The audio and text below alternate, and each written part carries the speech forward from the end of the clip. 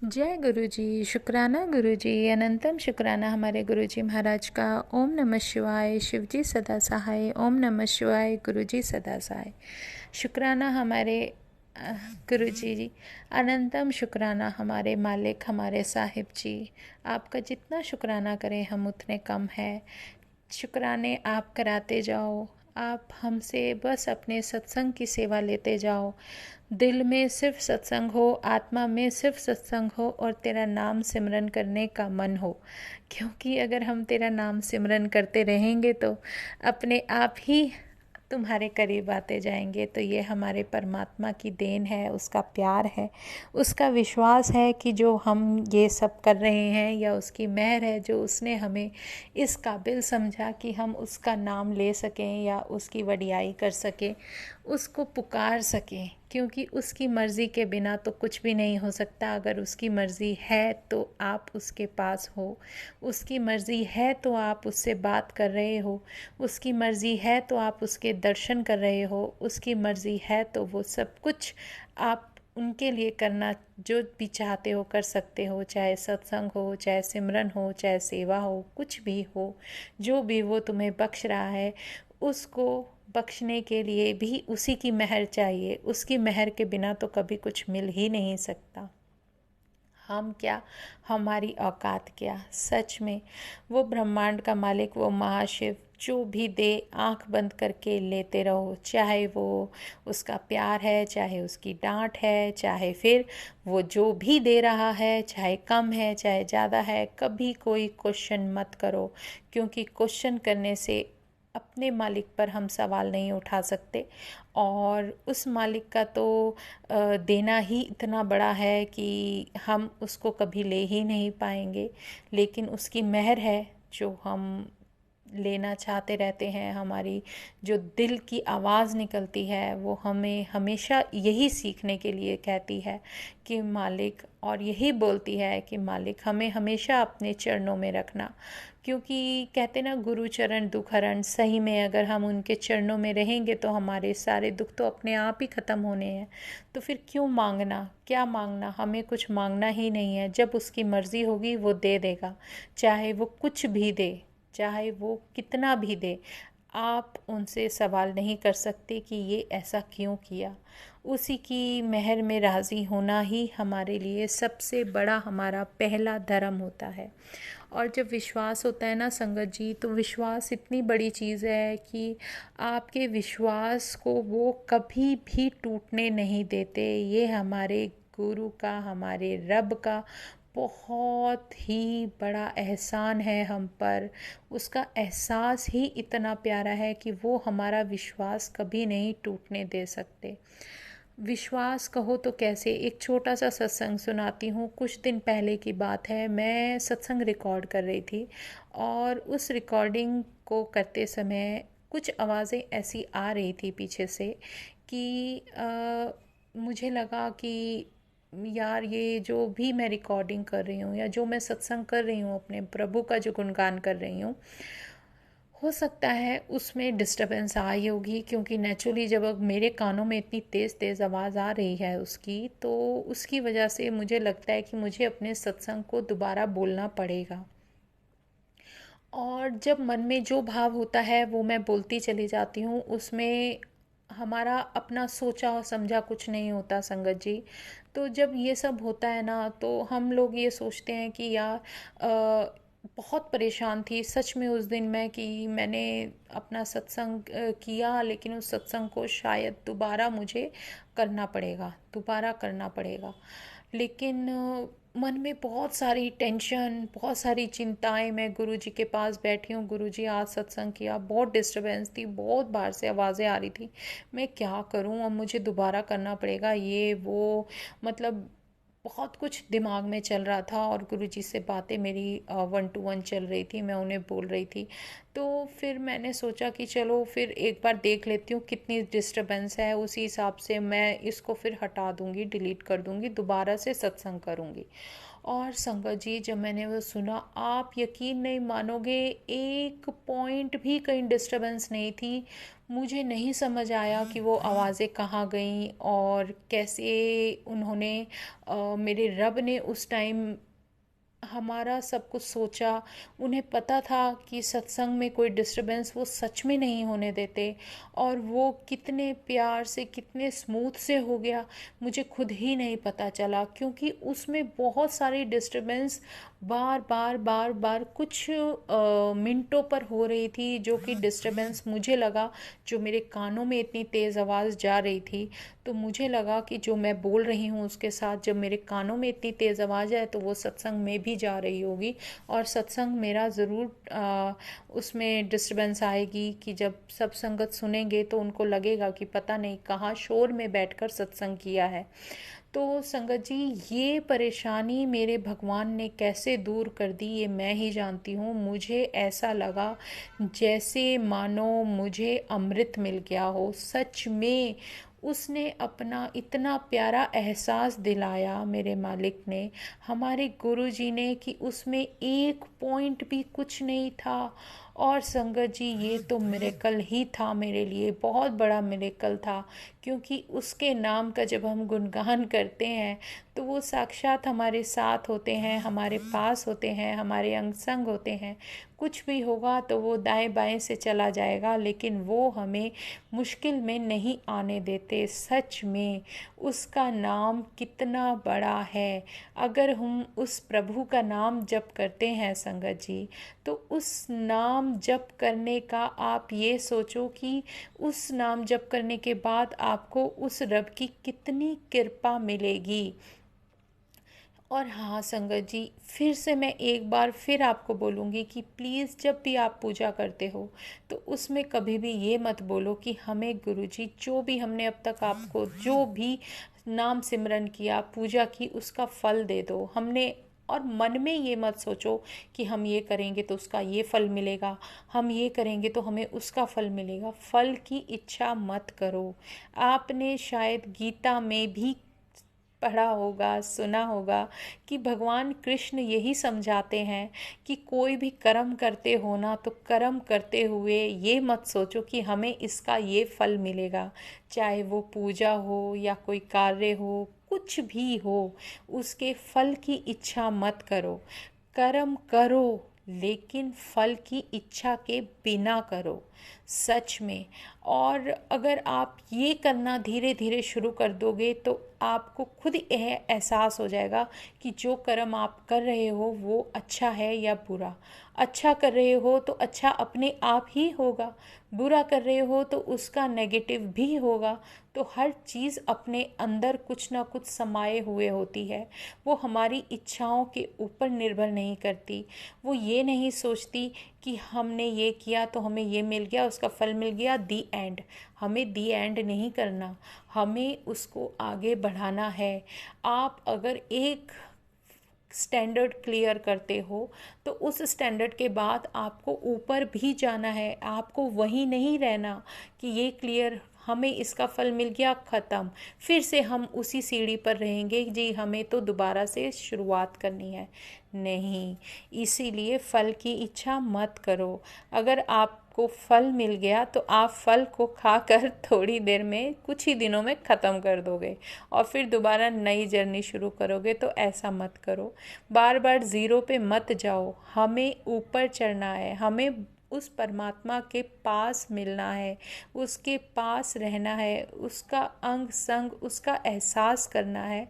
तो हमें फल की चाह नहीं रखनी, हमें कृपा की चाह रखनी है। कृपा क्या होती है संगत जी? कृपा वो होती है कि अगर कोई भी वक्त हो, कोई भी समय हो, किसी भी कोई कष्ट है, कोई तकलीफ़ है, लेकिन अगर उसकी कृपा और उसका हाथ हमारे सर पर है तो हम उससे कैसे निकल जाएंगे हमें पता भी नहीं चलेगा। दुख सुख सब एक बराबर हो जाते हैं संगत जी, क्योंकि अगर सुख में आप बहुत खुश होते हो तो दुख में आपको दुखी होने की ज़रूरत नहीं होती, क्योंकि दुख आएंगे और आकर चले जाएंगे, लेकिन आपको उसका पेन जो होगा ना वो नहीं होगा, और ना ही वो भगवान होने देगा। आपको उसमें सिर्फ कर्म करना होगा। आप जो भी कर्म कर रहे हो उसको करते करते आप उससे पार निकल जाओगे। आपको अगर सपोज़ करो कोई काम दिया जाता है, आप वो काम कर रहे हो, लेकिन आप ये सोचो कि हाय, मैं ये पहले ही सोचना शुरू कर दो कि मैं ये नहीं कर सकता, मेरे को इतना दर्द होगा, मेरे को ये होगा, मेरे को वो होगा, तो आप उस चीज़ को उसी तरीके से उसी रास्ते से बनाते चले जाओगे और आप वहीं पर रह जाओगे जहाँ पर आप थे। क्योंकि आपकी सोच ही आपका रास्ता इतना पथरीला बना देगी कि आप उसको अगर आसानी से पार कर सकते थे, लेकिन आपकी सोच ने इतना मुश्किल कर दिया कि आप उसको करते करते रोने लगते हो। सच में संगत जी। और अगर आप पॉजिटिव थॉट रखते हो तो मुश्किल से मुश्किल टाइम भी हो वो आपका आसानी से निकल जाता है। आपको रोने की ज़रूरत नहीं पड़ती, आप रोगे भी नहीं। क्यों?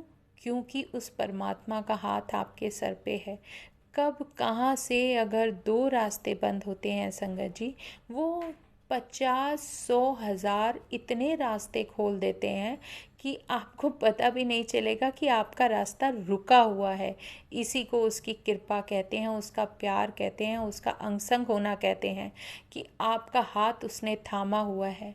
आपके रास्ते में कोई पत्थर आता है, आपको ठोकर लगेगी लेकिन आपको दर्द नहीं होगा, आपको चोट भी नहीं लगेगी लेकिन ठोकर लगेगी, वो लग के भी निकल जाएगी लेकिन आपको एहसास नहीं होगा। तो ये उसका बहुत बड़ा एहसास होता है जो वो ये बताता है कि मैं तुम्हारे साथ हूँ। इससे बड़ा क्या कल्याण चाहिए। इस लाइफ को अगर आपने लिया है, इस जीवन में आप अगर आए हो, इस जीवन के से जुड़े हुए जितने भी रिश्ते हैं उनको भी जीना है। जो पेन, जो कर्माज आपके चलते आ रहे हैं उन सबको भी भोगना है। उसको भोगे बिना तो आप नहीं बच सकते, लेकिन उनको झेलने में जो आपकी मदद, जो सपोर्ट सिस्टम आपको दे दिया जाता है, वो हमारा पूर्ण गुरु देता है। आपकी किस्मत के लेख को बदल के रख देता है और आपको क्या चाहिए क्या नहीं चाहिए, आपके अनुसार, आपकी आवश्यकता के अनुसार जो वो आपको देता है वो बहुत देता है। ये उसकी वडियाई ही है, उसकी मेहर है। अगर आप समझ जाते हो तो आप ये सोच लेना कि सच में परमात्मा का हाथ आपके हाथ में है और आपने उनका हाथ पकड़ लिया है। वैसे कोशिश ये करो कि हम उनका हाथ ना पकड़ें, वो हमारा हाथ पकड़े, क्योंकि हम ढील कर सकते हैं, वो नहीं कर सकते। वो हमें अगर पकड़ कर चल रहे हैं तो गिरने कभी देंगे ही नहीं। जैसे आप समझ लीजिए, आप अपने बेटे का हाथ पकड़ कर चल रहे हो, छोटा बच्चा है, चलना नहीं आता है, आप उसको चलना सिखा रहे हो और रास्ते में उसके छोटे छोटे पैर, नन्हे नन्हे पैर, जब कोई पत्थर आता है उस पर पड़ता है और वो गिरने लगता है, आप उसे गिरने नहीं देते, आप उसका हाथ पकड़ के ऊपर उठा लेते हो ताकि उसे चोट ही ना लगे। संगत जी, सेम ऐसा परमात्मा के साथ है। उन्होंने भी हमारा हाथ पकड़ लिया, वो हमें चलना सिखा रहे हैं, हमें बता रहे हैं कि हमें अपनी मंजिल तक कैसे पहुंचना है। और उस मंजिल तक पहुंचने के लिए अगर उस रास्ते में कुछ रुकावटें हैं, कुछ पत्थर हैं, कुछ मुश्किलें हैं, कुछ कठिनाइयाँ हैं, तो वो हम पार उतर ही जाएंगे, क्योंकि गिरने वो देंगे नहीं। और उनका प्यार, उनका एहसास बहुत है हमारे लिए। और जब उनका साथ है तो कुछ भी आगे आ जाए, हर चीज़ से पार उतर जाएंगे। पार तो हमें जाना है, मंजिल तक तो पहुंचना है, रोशनी उसकी दिखाई है, पार भी उसे ही लगाना है। अगर हमने उसका साथ ना दिया, उसका हाथ पकड़ने के बाद भी हम इधर उधर भागे, तो संगत जी फिर तकलीफ़ तो हमें होगी ही ना। तो इसीलिए हमें उस तकलीफ़ से बचना है। उस तकलीफ़ से बचने का मतलब है जो वो कह रहा है, जिस दिशा में लेकर जा रहा है उसी दिशा में जाना है, उसी राह पर चलना है जिस पर उसने हमें चलाया है। अगर हमें कुछ मिलता है तो उसकी मेहर है, उसकी मेहरबानी है, उसकी मेहरबानी के सिवा हमारे पास और कुछ है ही नहीं। हम वैसे ही उसके सामने हाथ करके खड़े रहते हैं कि मालिक कुछ मर्ज़ी हो तो डाल देना। सच में हम ये भी नहीं बोल सकते कि डाल देना, जब उसकी मर्जी होगी अपने आप डाल देगा। तो हमारी तो जो मन की इच्छाएं हैं वो हमें ख़त्म करनी है, हमें उसे पाना है, उसके साथ रहना है। अगर हमें कोई लाइफ दी है, कोई जीवन दिया है, तो उसमें फ़ाइट तो करनी पड़ेगी, जीना तो पड़ेगा। हर इंसान की लाइफ में अप डाउन आते हैं, इतनी मुश्किलें आती हैं, इतना सब कुछ आता है। लेकिन अगर आने के बाद आपको लगे कि अरे हमारे साथ क्या क्या हो सकता था, लेकिन कुछ भी नहीं होने दिया हमारे भगवान ने, सोचो कि कितना बड़ा आपके लिए एक मिरेकल होता है कि वो मिरेकल कि हमारे साथ क्या हो सकता था और कुछ भी नहीं हुआ। और उस भगवान ने, उस प्रभु ने हमें उस रास्ते से, उस कठिन रास्ते से ऐसे निकाल कर ले गए जैसे कि हम किसी गाड़ी में बैठे हैं और स्मूथली चलते चले गए। तो इससे बड़ी कृपा और क्या होगी। और अगर कृपा हम पर हो रही है तो हमें शुक्राने तो करने पड़ेंगे, और शुक्राना करने का हक तो हमारा है, और शुक्राना लेने का हक हमारे भगवान का है, क्योंकि जो उसने किया वो उसकी मेहर है। लेकिन जो हमने लिया और हम अगर शुक्राना ना करें तो ये हमारी गलती है। इसलिए हमें शुक्राना करना है, उसका अनंतम शुक्राना करना है, उस मालिक का शुक्राना करना है, उस साहिब का शुक्राना करना है जिसने हमें बिल्कुल सही सलामत रखा है, जिसने हमारे शरीर को ताकत दे रखी है, जिसने हमारे लिए एक ऐसी दवाई हमें दे दी कि हम सिमरन करें, हम उसका नाम जप करें तो हर चीज़ से बचते चले जाते हैं। संगत जी, जब हम नाम जप करते हैं तो इतना तो हमें पता है, हमारे रब ने बता दिया कि नाम जप करने से आपके अंदर इतनी ताकत आती है कि आपके पास यम नहीं आ सकता। सच में नहीं आ सकता, इसमें बहुत बड़ी ताकत होती है। नाम जप करते हो तो वो नहीं आ सकता।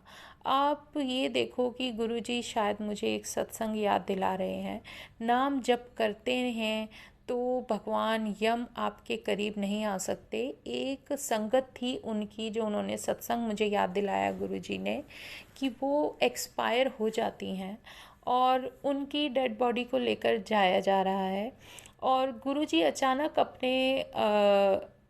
अपने वहाँ से तैयार होकर मंदिर से, और वो किसी चीज़ की ज़िद करते हैं और गाड़ी लेकर चल पड़ते हैं।